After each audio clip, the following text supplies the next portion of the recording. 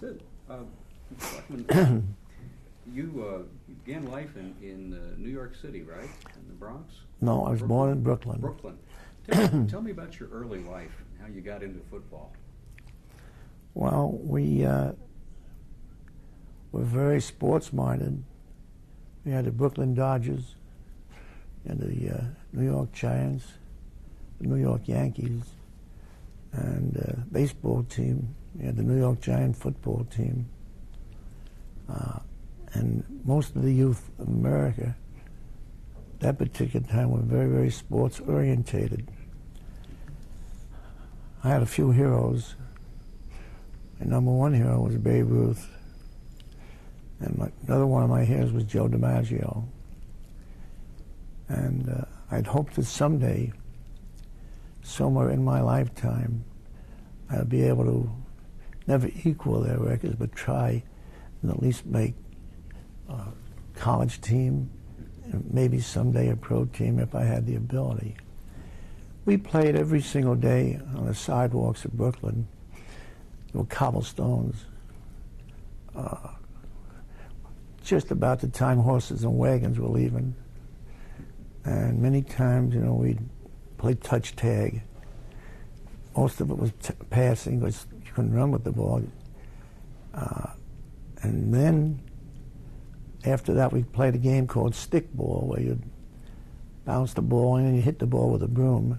But primarily, we practiced every day. We played every day.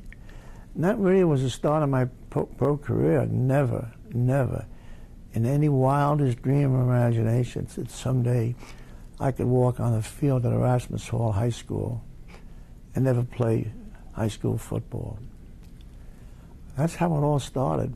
And of course, the only thing that wasn't nice about it was, invariably, my mother would call us for dinner, and we were so entrenched in the game, or so involved in the game, I should say, that sometimes we'd have a very cold dinner, which is the truth. It really is.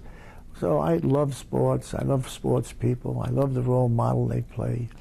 I love the opportunity to be a part of a world where so few of us are able to get to. And I thank the good Lord, and I count my blessings, that at one time in my life I had the ability to be able to practice hard enough and someday play on our high school team. Tell me about your foe. Shall we just please go over that one more time? I think I can do a little bit better than what I did. Well, all right, we can do that. If you've got the time, we got the time. Oh, thank you. I'd like it to be, with the kind of people that are being honored, I'd like very much to have this be something special, because you know, you're dealing with people with the highest caliber of education, and also, you know, in the particular phase of our lives. Sure. Okay. Well, let's go back to that. How did you first become interested in athletics? It sounds like you did all kinds of stuff when you were a kid growing up. Well, I just loved athletics. I hoped that someday I was able to participate and play either baseball or football. And we had a football that we played called tag football. You tag with two hands on a very narrow street, cobblestones. But we played every day for hours. And if one particular day we didn't play football, we played a game called stickball, where the pitcher would bounce the ball to you. You had a broomstick and you had to be like a batter and run the bases. So I just love the idea of being in a city where they had the Brooklyn Dodgers, the New York Yankees, and the New York Giants. And through the years, my first hero was Babe Ruth. He was something else. He was the most unreal athlete, and the most giving to young kids athlete I've ever known. And my other hero was, of course, Joe DiMaggio, a very dear friend of mine for many, many years. And they were my sort of inspiration. not Joe, because Joe played a little later than that, but Babe was. And Lou Gehrig, having gone to Columbia University, the same university I attended, I'd hope someday I could emulate either one of those. But my main love was football. I don't know why, but I really and truly love to listen to it on the radio. It's okay, we'll hold it. Yeah. If you need to pull your leg up on the couch some, you can, too. That's okay, thanks. We're good. Okay. Babe Ruth, Joe DiMaggio. Joe DiMaggio was a little later. But not only was Babe Ruth my particular hero, he was the hero of everybody throughout the nation, in particular people who lived in New York. He was so synonymous with what New York stood for. So that really started me in athletics. Sometimes you wake up and have a dream when you're a young man like I was, and hope that there was a possibility that I could be 1/10 of the Babe and 1/10 of Jolting Joe. They were great role models, and that's how I really started. My love was to continually play day after day after day. My dear, beautiful mother, she'd call us for dinner every single night. We're playing from when school was over to the 6 o'clock, sometimes longer. We just loved it. We had about 20 kids who played it. It was always a game, and it was great.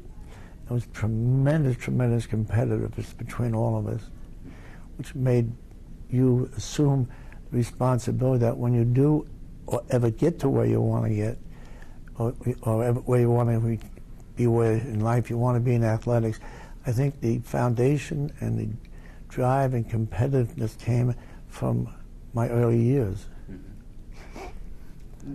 You grew up in part of the Great Depression, I would imagine. Yes, very, very much so. What was life like in Brooklyn at that time? Well, my dad was sick. He lost a lot of his money in the stock market, and he really never did recover. My mother actually raised a family, and she wasn't that much sports-minded, but she never stood in the way of my playing. And I saved enough money one time, and my dad said, my mom said, if you can get $2, we'll give you the other $2, and you can buy a football. So my young brother, Dave, and my older brother helped me start shoveling snow. And we did raise the $2, and we did have the football. So we were the king of the hill because we had the only football in the neighborhood, which I don't know how what would you say about that, but it didn't make any difference who owned the football. All of us were together, and all of us loved the thought of playing against each other. Why did you love football so much? What was such a big thing about that? That's a very difficult question to answer. What was different about football? There were so many things you could do on a football field. You could run, you could pass, you could kick, you could block, you could call signals, you could tackle. And it was a challenge to become a great football player or whatever. And the fact that we had these games every single day was something that I actually... Just a moment. Anyway, let me ask you again. You're starting to tell me about why football was so special. Let me just ask that again. Of all the games you could have played, and you probably had very good, ability in natural athletics, why football? Why did you want to play that? It's a hard question to have there, but there was very little difference between football and baseball. But somehow I leaned to football. I just loved the idea of so many different things you could do. You could run, you could pass, you could block, you could tackle, you could call signals. It was a challenge to be a football player, especially in high school and in college and with the pros. Never, as I think back and reflect upon my life, did I ever one day dream that I would ever be a high school, college, or professional football player. I didn't strive for that because I didn't think there was any possibility, but I still worked as hard as I could. And And the final thing is, which the culmination of my football career was as a football player, and that's where I wanted to be. I did play baseball, played shortstop for high school and shortstop for Columbia University. But when the time came to make a decision, that all of us have different things that we care for and want to do, and my choice was the football. Okay, we're going to change tapes now. You could actually make a career of it. After many years of practicing and playing and having fun, there was always a chance, that slight chance, that I could someday be the kind of football player with the kind of football team that I would love to play with. It wasn't really reality at the time. It was like reaching out for the stars and reaching for the moon. But I just really worked awfully hard at the game. I mean, we would play, I'm not exaggerating, 3-4 hours every day, and it was tough. The thing that was tough was because the streets were cobblestone, and you'd trip on them and you'd fall and you'd run into each other, and the game was so very competitive.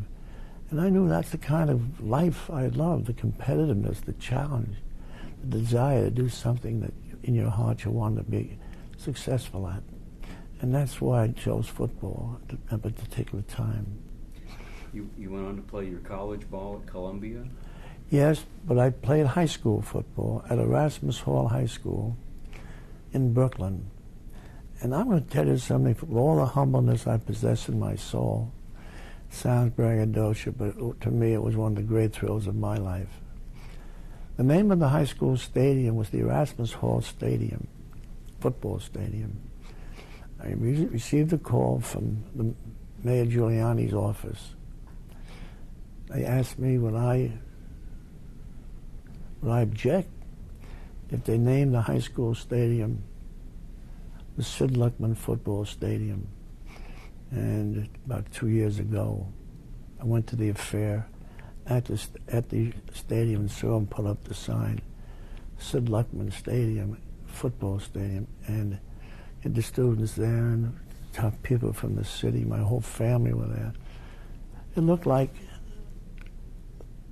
when I first walked on the field, I was 13 and a half years old.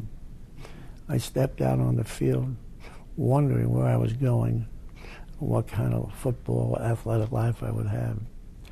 And then find out, I may be a little ahead of our story or my story, but when I think about my high school, obviously I think about the coach, the players, and now all of a sudden to have the city of New York do that for the first, and the Board of Education do that for the first time in athletics, in the athletic field, and athletic endeavors. I cannot tell you, when I walked out on that field, and when I looked across the field, it was like, where have the years gone? Where have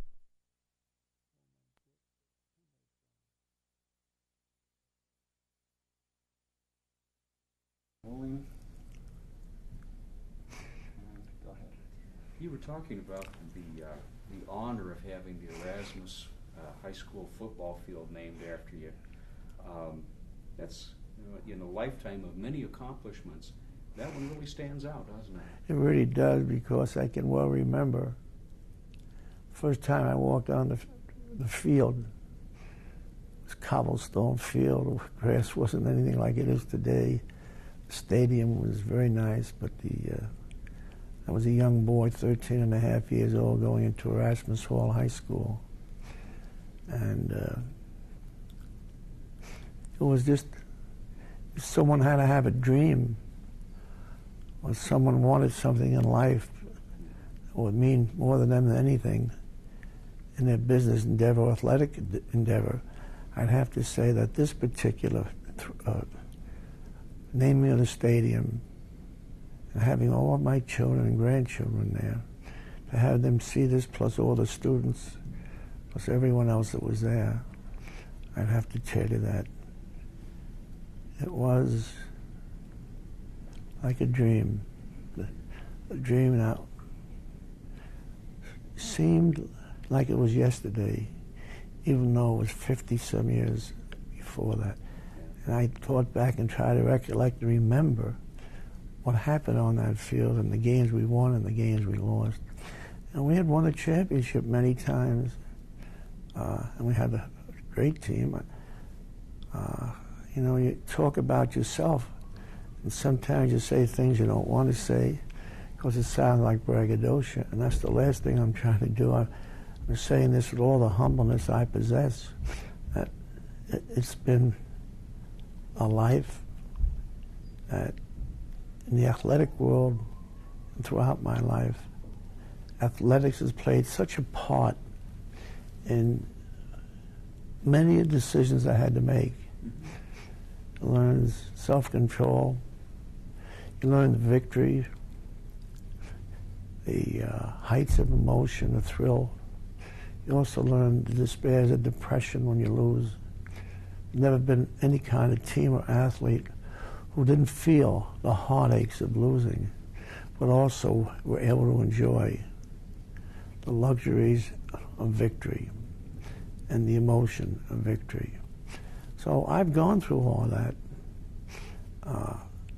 It's really, athletics plays such a major part, not only in my life, but to most kids in our nation who have role models like I had. And the role models have to do everything within their power to generate the feeling to the youngsters of this country that they're doing something for the betterment of mankind. And that's a tremendous, tremendous feeling that you get when you have sort of become a little bit of a role model. You really take it. You take that very seriously, don't you? The role model? Yes, sir. I'll tell you how seriously I take it. I don't know of anything that's ever happened in my lifetime or should happen in any athlete's lifetime where they should do anything to have an adverse effect upon the children in our nation. They're looked up to, they're idolized, they're worshipped. They're doing something that's not for the betterment of our nation, of our youth. To me, it is 1,000,000% wrong. They have to understand, whether they want to believe it or not, that all the children look up to them as I looked up to my heroes when I was participating and playing. After I realized that I learned a lesson. I asked a star for an autograph one day, Babe Ruth. And as you know, he was my hero. I happened to be in the fair where he was, and I was the next one in line, and I guess they were serving the dessert or something, and I walked up and said, "Mr. Ruth, please." He said, "Son, that's it." I went back to the table, and I sat with my brother, Leo, and my sister Blanche, and I started to cry. He said, why are you doing that? I said, for the first time in my life, I was near my hero. I could touch him, I could feel him. And then when he said that was it left an indelible mark on my life and in my capacity and brain to think that if I ever become an athlete and anyone wants my autograph, if they're asking me for it, they must want it. I would never, ever turn anyone down because I knew what a heartache and how I felt. So I'm answering the questions of life. I think athletes play such a major role. And I would almost get on my knees and plead with each and every one of them to play the role model that would help, and I repeated this repetitiously, our youth become what you'd like them to become. I plead with you on bended knee. You talked about your high school career. You played at Columbia, and Can we wait a second till the siren? the whole thing will cup too. Oh, thank you. It's no problem. Okay, we're rolling, Jake. Okay. I was going to ask you a little bit about your college ball career, because you were on the cover of Life magazine. That was for a kid from Brooklyn. That must have been just an exhilarating thing. Well, it was a very, very happy occasion in my life. The coach, Lou Little, had gotten a call from Life magazine. At that time, Life magazine was the #1 selling magazine by far of any other magazine in our nation. And I thought the coach was playing games and teasing me.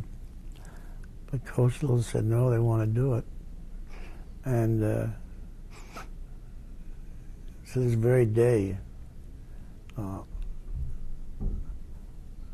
I have that hanging up in my home, because it brings back so many happy, wonderful memories, and also some of the things I'd like to have accomplished, because victory to me was the most important thing in the world.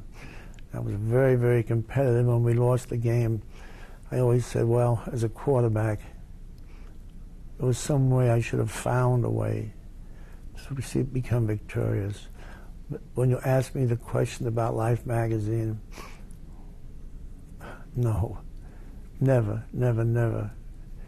It's Sid Luckman, in his wildest dreams and expectations in life, that someday, as a college football player, I'd be on the cover of Life magazine. It was very unusual. We had beaten Yale by a major score, we beat Army by a major score up at Michie Stadium, and it was great feeling to know that you're a part of something that was victorious, and be with a school as great as Columbia University. Because Columbia University, very difficult academic school, and there weren't any scholarships.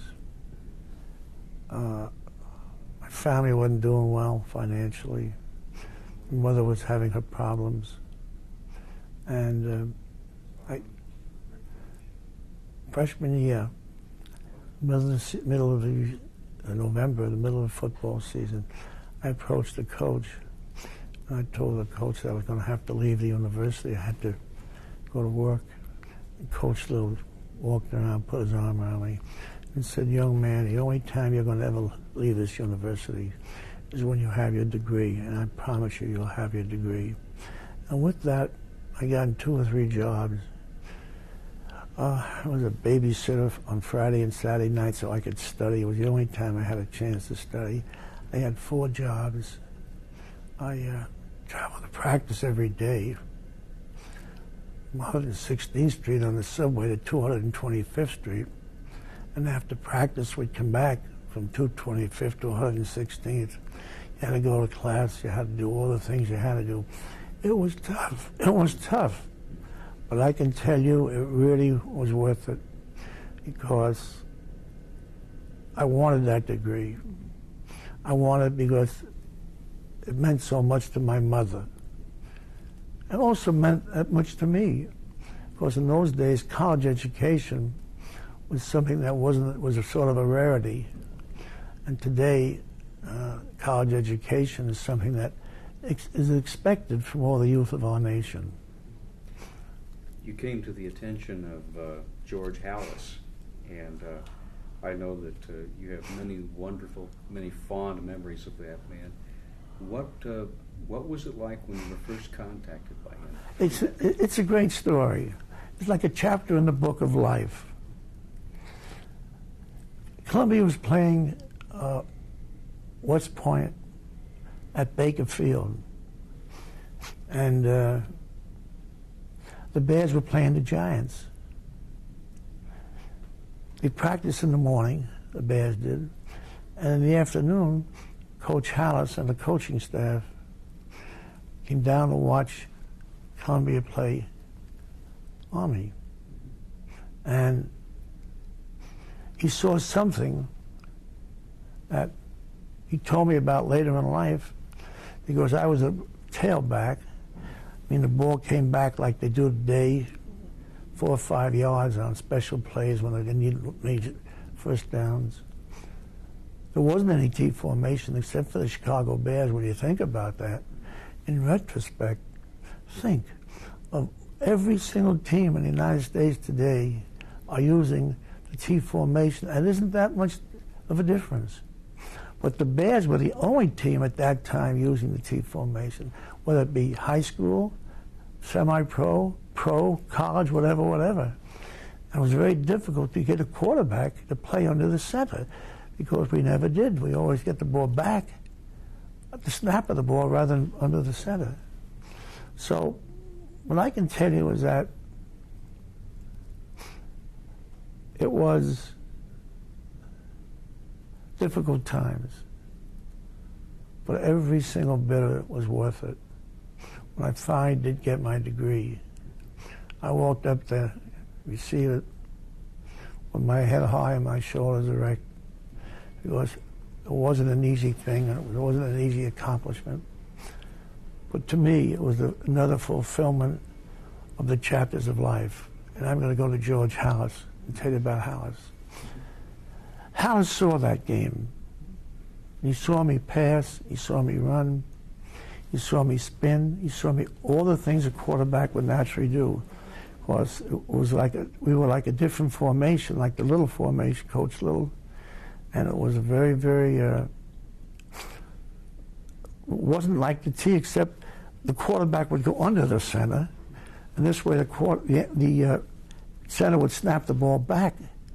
So it was a different thing, because you had, under the center, you had to pivot and spin and toss and run, set up passing. And Howard saw that. So he drafted, now he made a trade with Art Rooney of Pittsburgh, and he drafted me as his first draft choice. And he wrote me a letter, wanting to know if I wanted to play professional football. And I wrote back and said there was no way that I could ever play professional football. I was 175 pounds. I had taken a tremendous beating in college. That would not have deterred me from doing it. I just didn't want to play, because you could count almost today on both hands how many players have been able to play and participate in the National Football League from the Ivy League. But he wrote me the letter, and I wrote back, and he called Coach Little on the phone, my college coach. We 3 of us had lunch, and Coach Little wanted me to try. But again, I just, no way, Coach. And I appreciate Coach Howard's tremendous interest in my welfare. Then I got married, had his little apartment in New York, and Coach Howard came to have dinner at our home. And he enticed my wife to ask me to take an opportunity to play with the Chicago Bears. He signed me to a contract that day. And I was the highest paid Bear on the team, and that was pretty rough for a rookie. It was $5,000. And I had another job waiting. I had promised the people I would, and I explained to the other people that I wanted now to take the chance of playing professional football. And I had signed a contract, and they understood. So the most important thing in my life is my honor and integrity. And to me, a promise is life. I tried never to do anything to change the way I believed my principles were, and I went back and sat down and told them that maybe after the season, or maybe during the season, and I made some arrangements with them to play. Coach Hallis, I came to training camp, Actually, there was an all-star game. I was chosen to the all-star team. And it was rough. These boys were from Notre Dame, Big Ten, Southeastern Conference. They were bigger than all, and in my wildest dreams, I'd never seen athletes like that. Our Columbia line was about 175 pounds. I played in that game for a short time, went to training camp, and at training camp, it was amazing. I had never, in my wildest dreams, you know what I... You were saying that you got signed to the Bears, went to training camp. What was it like making the transition to pro ball? Probably the hardest thing I've ever tried to do in my life. Well, they were so big and strong. Our line at Columbia was 175. These fellas at line averaged 240. Craig, there's a man coming to the apartment from the Hyatt Corporation. I'll be with him, then I'm doing this little interview, and I'll be with him as soon as I can. Okay, sit up a little too. Okay. Yeah. There we go. Okay. Can I put my hand up here? Would that help? Actually, that looks better. Yeah, well, you look more comfortable. Okay. Yeah, that's fine. You kind of push yourself off using your hand the way you had it before. Kind of prop yourself up. Like this? Yeah. That's Yeah. Okay. Good. Okay, great. That looks wonderful. Thank you. You look like you're comfortable. I am. Okay, that looks wonderful. And prop yourself up using your arm. So you're kind of pushing this way. There we go. Beautiful. Perfect. Okay, we're rolling, Jeff. So you said that the guys in there was probably, what, 50 pounds of difference between the guys you were used to playing with and the guys in the pro ranks? I would say between 50 and 60 pounds. Quicker and faster. The chosen few elite in the football world. The Bears were always a dynasty in those days with Bronco Nagurski and Red Grange. There's a tremendous heritage there between the National Football League where it is today. And they can certainly get back and thank a lot of the old-timers, Coach Hallis, and some of the major stars who played in the National Football League at that time. It wasn't easy. We didn't sell out. There wasn't any television. But we did have a great deal of camaraderie, friendship. I don't want to get off the subject of the difference. It's the last thing I'm trying to do. The difference was tremendous. It was like a baby and a grown-up for me to be there. And for them to accept me for being there, because I was from New York. I was making the highest salary.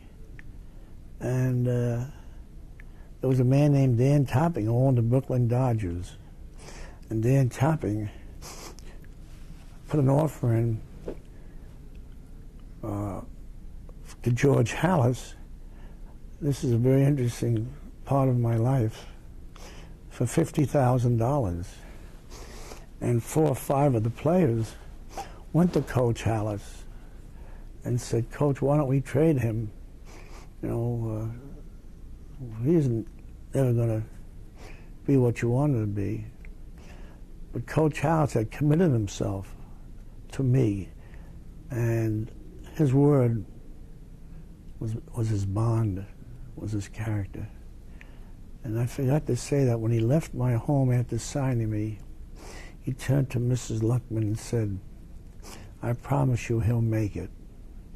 So when Dan Topping came in with that offer, which was a tremendous amount of money, Coach Hallis turned the players down. And it was a little rough. It wasn't easy at the beginning. Hitler was marching through the world. Things were different. You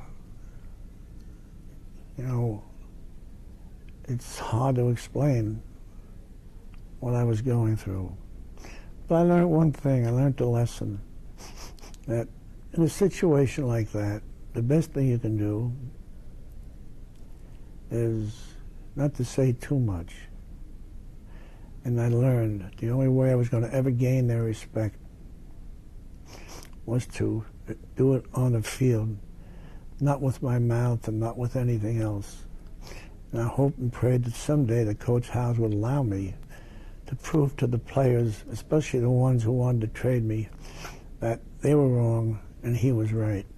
It made a great deal more of an incentive and a drive for me to do that. And Coach House wanted to do it, so he brought back an old quarterback who was also one of the quarterback coach. His name was Carl Brunmore. And every day after practice, every day, we would go out on the field, and he'd snap the ball back as the center, just the two of us, and he'd have me spinning, setting up on passes, going back the distance, running to the side, faking to the fullback, faking to the halfback, counter plays, whatever. Passing to the right, passing to the... Day after day after day. And I loved every minute of it. I'd like to have him stay a little... Sometimes I asked him, please. It was after practice. I go home at night. It was my secret endeavor to try to memorize. There were 350 plays. Every single assignment. So if I was a quarterback and one of the players had a problem, I could say, block M, block A, block B, double block, double zone. I had to know that because that was the way I could gain their respect. And it's a long story. It would take too long to tell you what happened when we played the Giants in New York. First time I was ever a quarterback. And that was the single most emotional time in my life as far as playing and as far as my adrenal glands. Or whatever. I was very, very emotional. I'd never played. And in the middle of the third period, the Giants were beating us, and they were at Polo Grounds, and Coach Little was there, Dean Hawkins, all my teammates were there, my mother, who only saw me play 3 or 4 times, my brothers, my family, and I went in, and I guess I had the blessings of someone in football, in the football world, was I threw a pass to a man named Bob McLeod. He'd come back in the huddle and told me what he could do. And believe it or not, I threw the most beautiful pass. He faked the Giant defender, was 10 yards behind him. I threw the nicest, most beautiful pass for the Giants I've ever seen thrown. The ball did not go as a spiral, went end over end. As the Giant defender went to grab it and catch it, Bob McLeod came around, picked up the ball, and ran for a touchdown. I had so little to do with that touchdown. In fact, it should have been a major interception. The next pass went to a man named Ray Nolting, Jolting Ray, he was a tremendous athlete. He caught the ball on the flat, was about an 8-yard pass from where I was to where, and he went 65 yards for a touchdown. We lost 16-14. There wasn't any television. So in the newspapers, Luckman threw 2 passes, so on and so forth. Nobody knew what kind of passes. The radio announcer, Lou Wilson, was very nice and elaborated on what happened. Then we played the Green Bay Packers the next week at Wrigley Field, and we beat them 30-27. How well I remember some of those games. And that was my rookie year. Green Bay won the championship. We had lost a few games. But that was the start of my being a quarterback for many years after that. And more than anything, the 2 things I wanted to accomplish was, number one, for myself, for my pride, for my desire to do something I really wanted to do in life. And number 2 was to prove to Coach Hallis that I was all things that he wanted me to be. And I strived and worked hard. And Coach Hallis loved when he really knew your heart and soul that you were a bear. To be a bear is something that very few people understand. The Bears are, if you remember the Bears any time in your lifetime, you have a heritage and understanding that very few people understand. If someone came to me tomorrow and said to me, Sid Luckman, you've been very successful in the business world, whatever, you've done this, you've done that, I'll always say one thing. There is never going to be, no matter what I do in my life, no matter whatever happens in my life, what I loved as being a Bear. Number one, the camaraderie, the friendship, the roar of the crowds, the emotion, the driving desire to win against the team you're playing against. It all gelled into something that very few people understand. You cannot imagine a tremendous emotion of winning. Like the Bulls, they've won 4 championships in 6 years. Our bad team won 4 championships in 6 years. And I knew what it was. I knew how hard it was to get there. You're talking about what it was like to be a Chicago Bear. There's nothing in the world that compares to being a member of that football team. There wasn't anything in the world that could ever replace the years that I played for the Chicago Bears. The camaraderie, the friendship, the emotion of winning, which is tremendous, the terrible, terrible letdown of losing. We didn't lose that much, but when we did, I'd seen the men on our team sit there in front of their lockers and actually cry.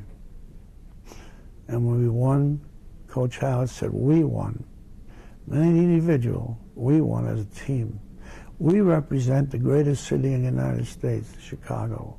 We love Chicago. Chicago's got to be proud of what you've done for them, and you've got to be proud of that you were able to do something, not only for yourself, but for our organization and for the city. And he always said one very important thing. There isn't anybody on this team that's an I. Everybody on this team is a we. We're one for all and all for one. And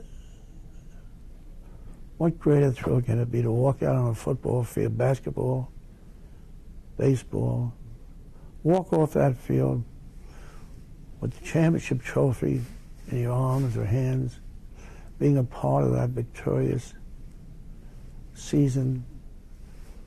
And I want you to know, the people of Chicago to know, I haven't had too many heroes in my life, but probably as great a hero as I've ever had in my life. And I tried to do everything so I could watch him play is Michael Jordan and the Bulls. He is an inspiration to me. He's the greatest role model for our nation. Michael never says the wrong thing. And Michael, I tell you this from the depths of my heart, the capacity I have as a human being mentally, you are so, so special. Not only I, who played with a football team that represented Chicago, understand this. I hope you play forever. There will never be another Michael Jordan, not only as a player, but as a role model for our nation. The love of his family, the love of his father, the love of his children, the love of our nation. Michael, on behalf of all of us, we all thank you. We really, really, really thank you. And may God give you many, many happy years, not only as an athlete, but as a role model and the great man you've been. I don't know if that fits into what you... It does. You sure it does? Because Yes. I'm thinking back to my own... Yeah. I wasn't a Michael Jordan, but our team was a Michael Jordan. We won 73 to nothing in one championship against the Redskins, 41-7 in the next one, 43 to 21, then 24 to 14. I remember those numbers. So we had all the elation, all the thrill, all the emotion. Okay.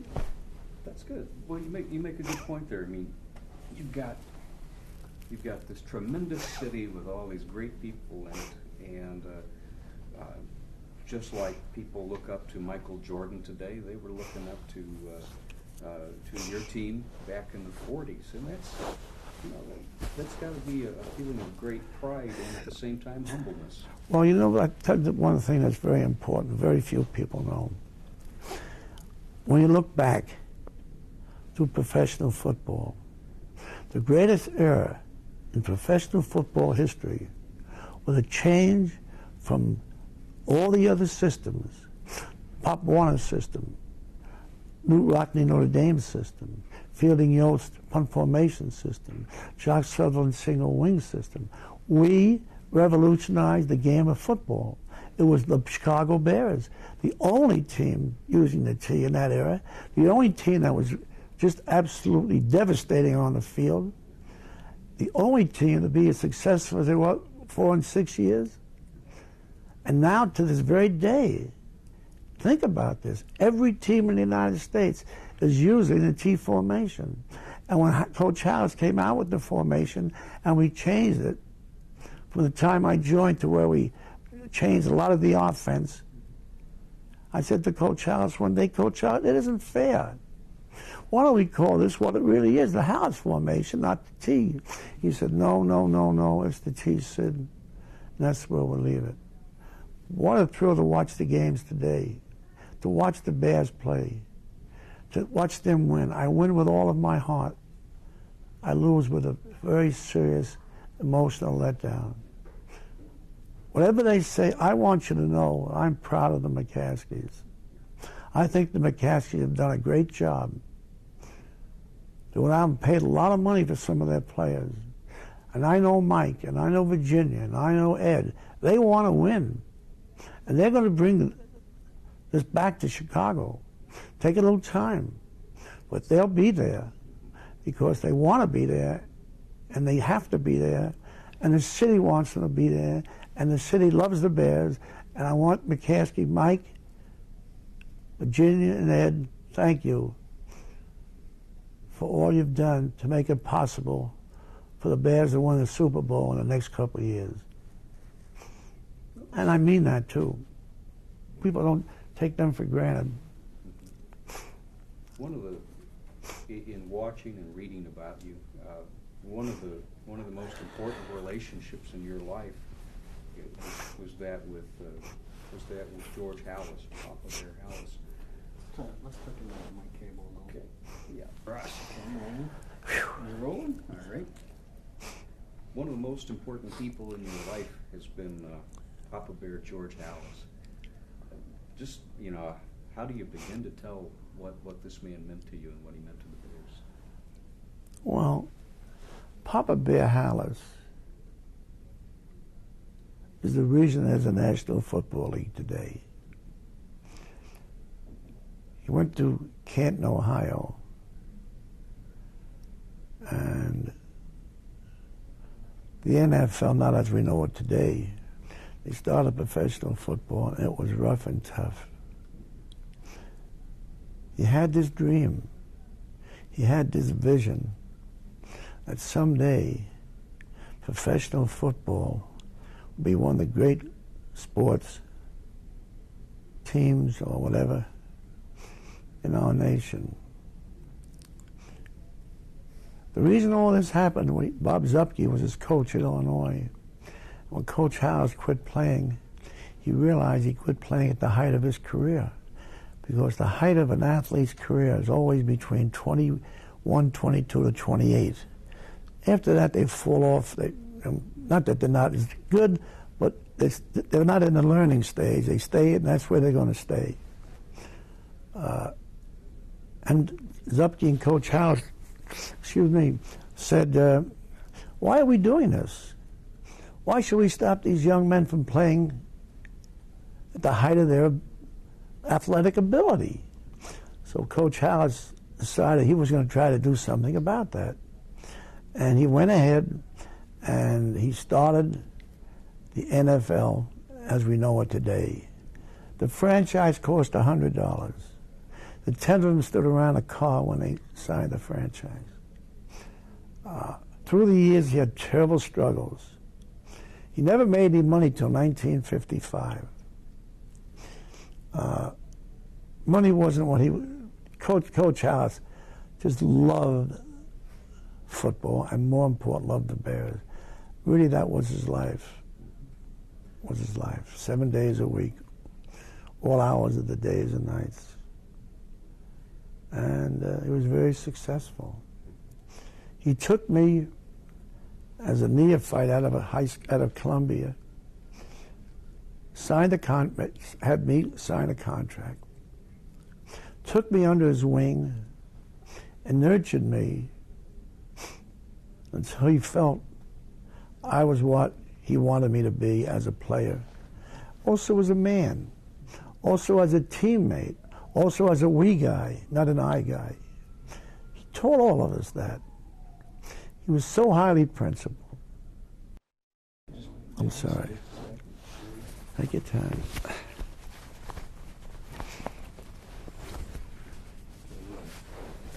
All right. Coach Hallis, what can I say about the man? I can say a lot. He was the greatest. There was never anybody that I ever knew in my lifetime I've ever respected or admired any more than I did our coach. When he signed me to that contract and turned to Mrs. Luckman and said, I'll see that Sid makes it, I promise you. He did more than any other man could possibly do to have me achieve what he wanted me to reach and where I wanted to go. We were inseparable. He was, to me, not only a coach, not only a great friend, but only as a second father. He loved his children. He worshipped Virginia. He worshipped Muggsy and his wonderful wife, Min. I spent many hours with her as well as I did the coach. He meant to me as much as anybody on this earth has ever meant to me. Because I knew in my heart, I knew in my soul, I knew in my brain that he really, really, really cared. When Muggsy died, that was his son, I got a call at 5:30 in the morning to please rush over to his apartment.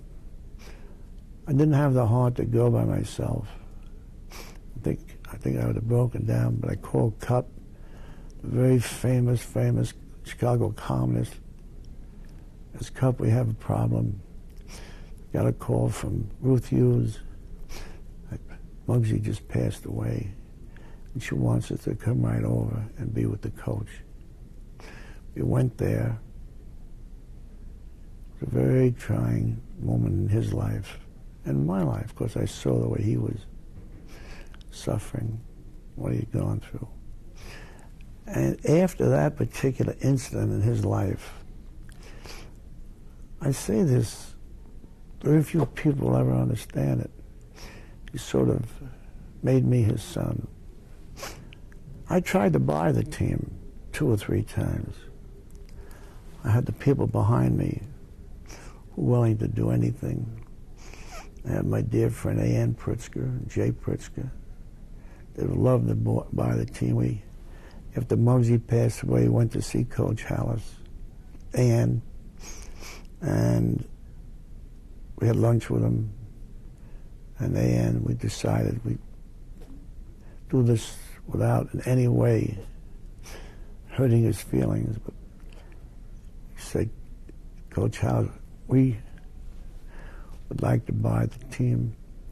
You name the price. You run the team as long as you want to. You'll be chairman of the board. We won't do anything. And he turned to A.N. and turned to me sitting there at lunch and said, if ever in my life I want to ever sell this team, he said, I would sell it to you too. But he said, you know, the Bears have been my life, and I want Virginia and Ed and the family to own the team. I says, Coach, I understand how you feel. Knowing the depths of your tremendous love for the Bears and also your love for your family, I can understand why you'd want to do that. And we're proud to know that at least you've given us the opportunity, knowing that if it wasn't for that, at least we were the two who you'd be interested in. And then he passed away, as you know, but before that, he and A.N. became very, very close friends. And we just enjoyed going out with him once in a while. Then he became very, very, very ill.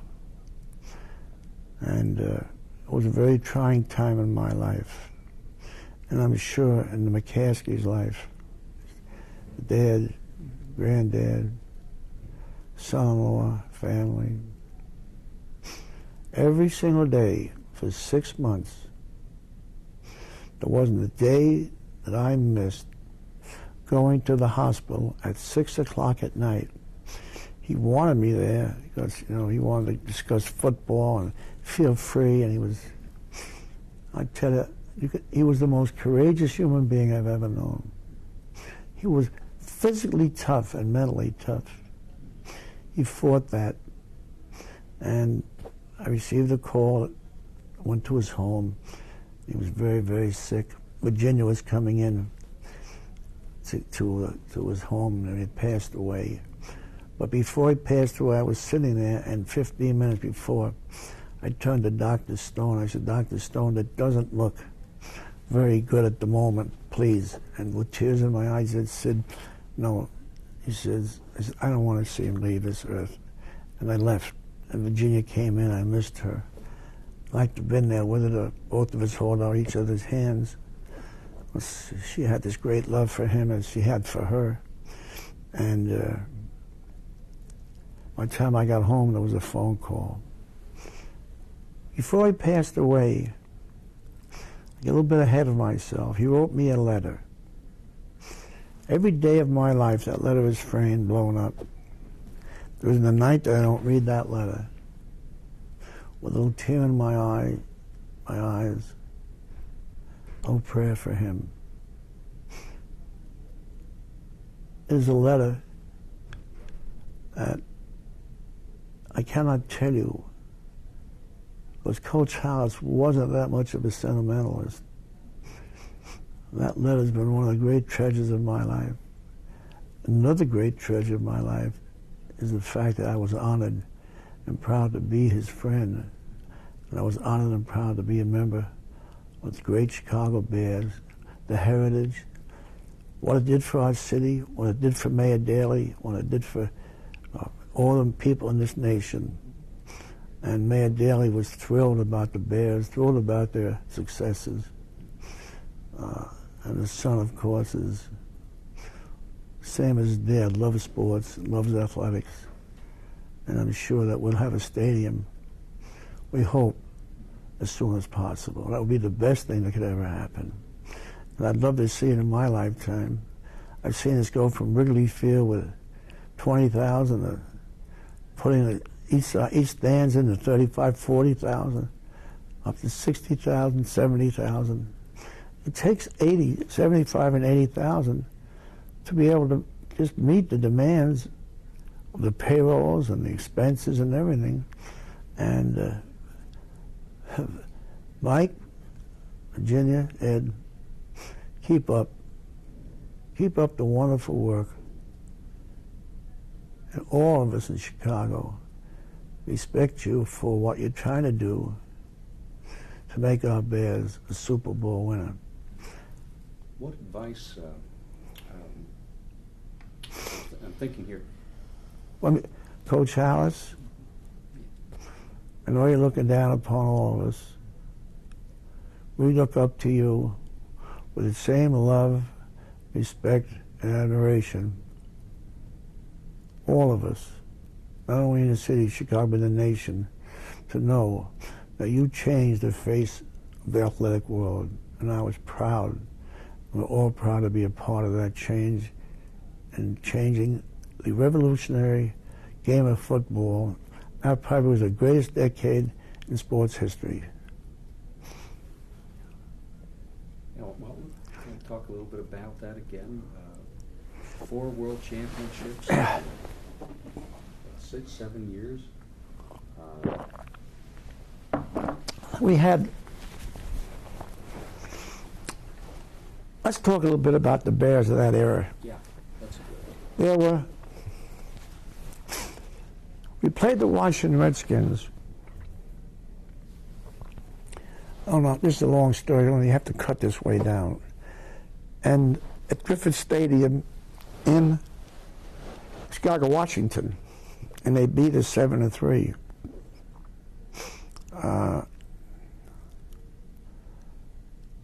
We should have won the game. We're marching up and down the field. At some moment, one of us would do the wrong thing. Intercepted pass I may have thrown, a fumble, someone not making a tackle. But we knew we were moving the ball up and down the field. In the last play of the game, I threw a pass from 8-yard line to George McAfee, I think. And as Mac went to catch the ball, the defending man knocked his hand out. It was the last play of the game. And the referee didn't see it or whatever because he was so excited to shoot the gun off, and we lost 7-3. If that play had been successful, we would have won 10-7. But the game was over with that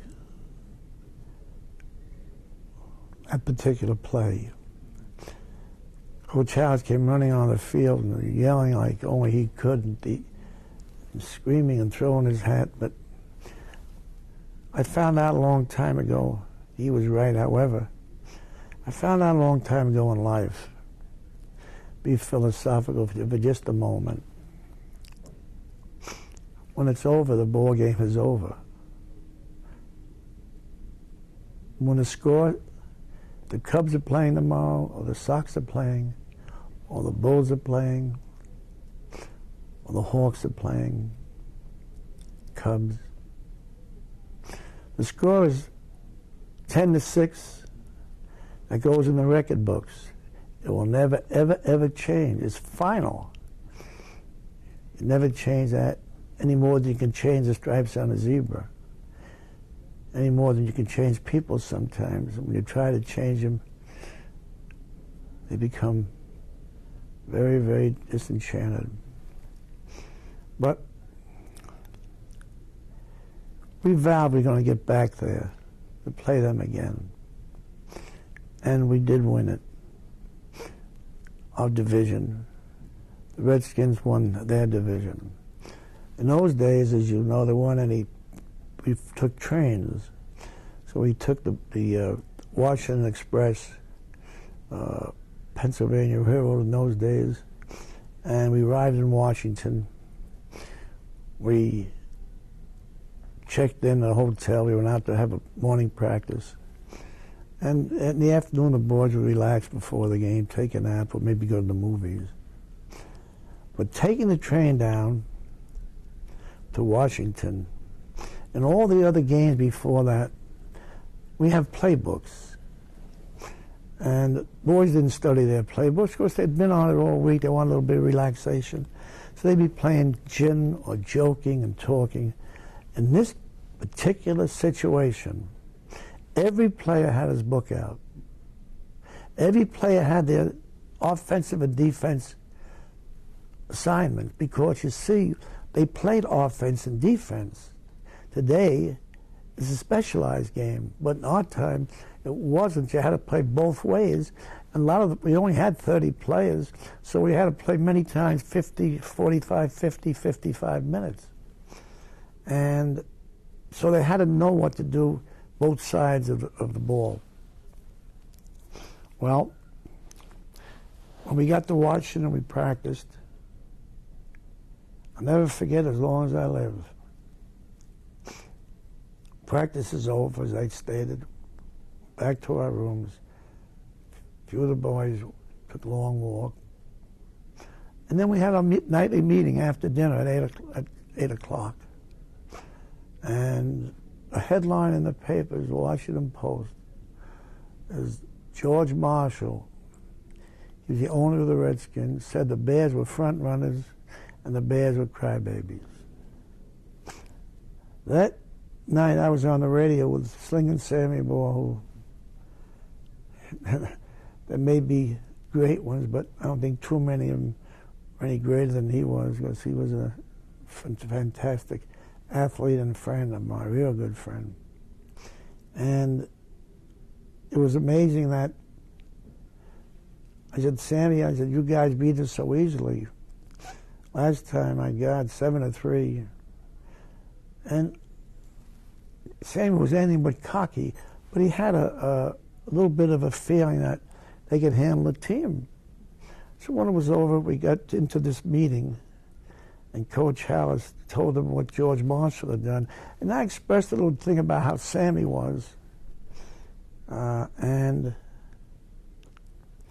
the next day, in the locker room, was a big sign. I don't know how we did it, Washington Post. Marshall thinks you are crybabies and front runners. His pep talk was very, very short.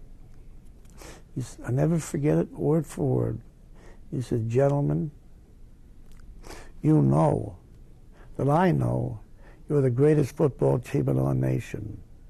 You know that I know we have to prove it, not only to ourselves, but to the Redskins, to George Marshall, to his organization, and to the nation, that you are the greatest football team.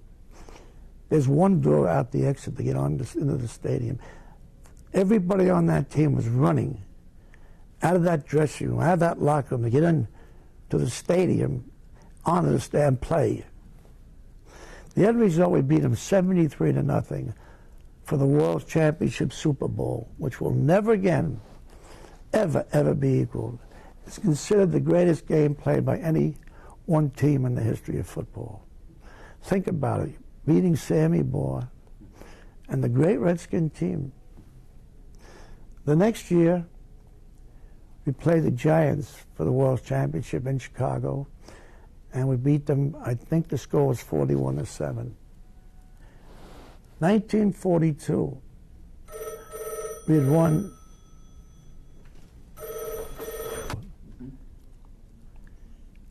We won 18 straight games. The last game was versus the Redskins back at Griffith Stadium in Washington. We were great in our own minds. But being great on your own minds and being great on the football field are two different things.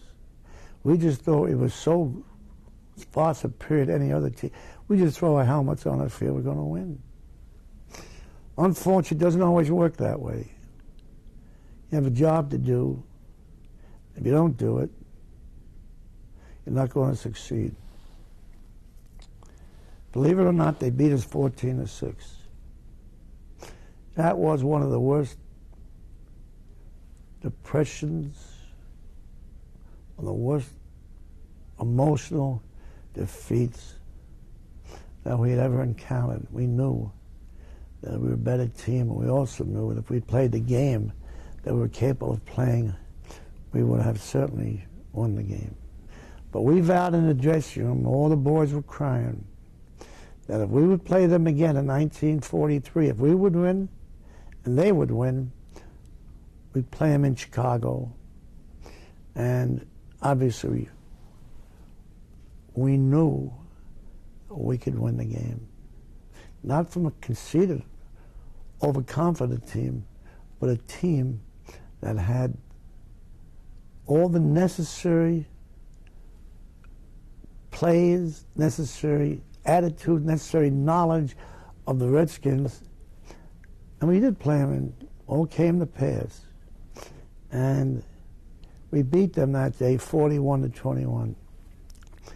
I will say this again, because I've been blessed to have some very fortunate, lucky games. One of them was, please accept this, because they stand in my memory, the game against the Giants in New York, the Sid Luckman day, when I threw 7 touchdown passes, had broken Sammy Bohr's record set 2 weeks before that. The 73-0 game, of course, I didn't have too much to do with that game. The team, whatever play I called, whatever signal I called, they just ran right down their throats. But in that 43 game, after we lost 14-6, I assumed a lot of responsibility of that loss because I wasn't performing to what I thought was my ability, and I threw bad choice of plays, bad interception. But in the 43 game, I said I'd hope to be able to come back from what had happened. And that game was the greatest game of my whole career. We beat them 41-20. I threw 5 touchdown passes to break the record at the time. I was the leading ground gainer. I had 3 interceptions defensively. We played offense and defense. I was so proud that, not for me, it wasn't Sid Luckman. Never Sid Luckman. It was always the team, we as a team. And they made it possible because they played their hearts out and made it that easy for me to set the records of supposedly what we had done.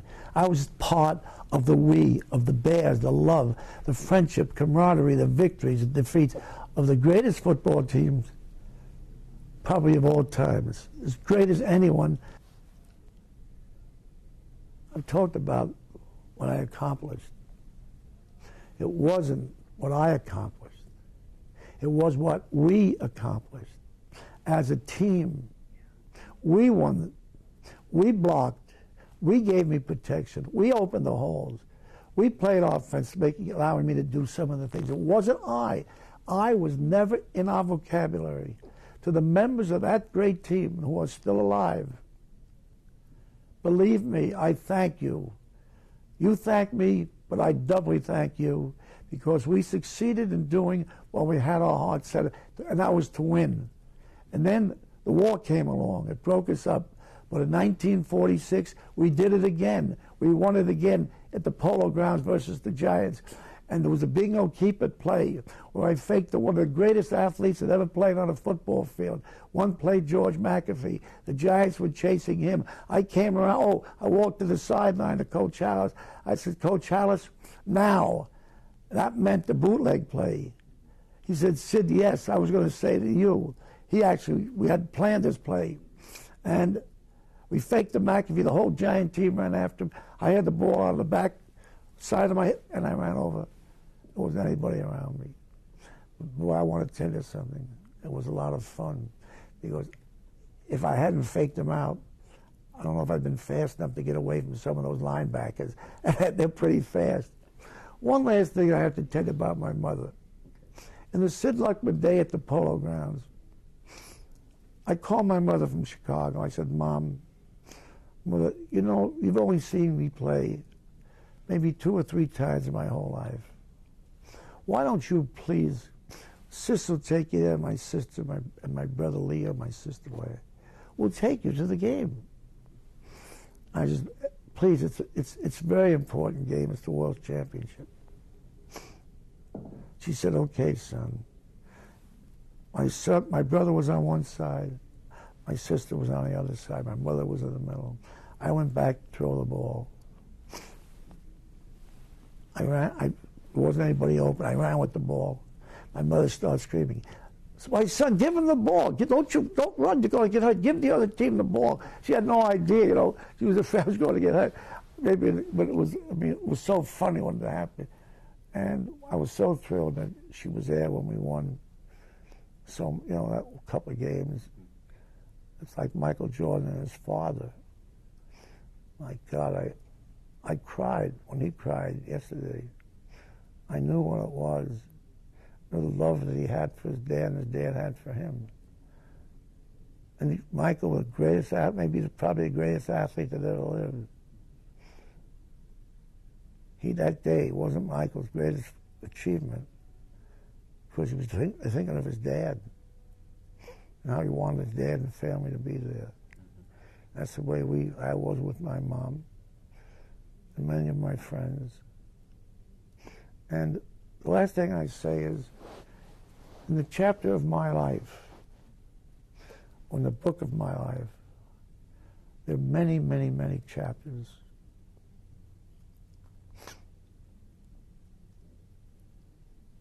Some of them very... 4, 3, 2, 1. Okay. Do you remember where you were? I was... We're talking about many chapters. Many chapters in the book of life. As I look back upon my life, I look back upon the love of my family. I look back upon the education and what it was. I look back upon walking on the high school football stadium. The chapter of my life, from high school to Columbia, from Columbia to the Bears, from Bears to the coaching 15 years with the Bears. After I played, it was 27 years with the Bears. Business life,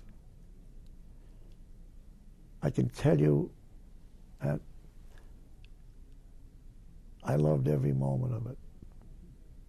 Every moment of it. I've been so blessed. I had it all, and I did it all, and I loved it all. And to the good Lord, I wouldn't change my life with anyone on the face of this earth, because I was part of a we that was successful.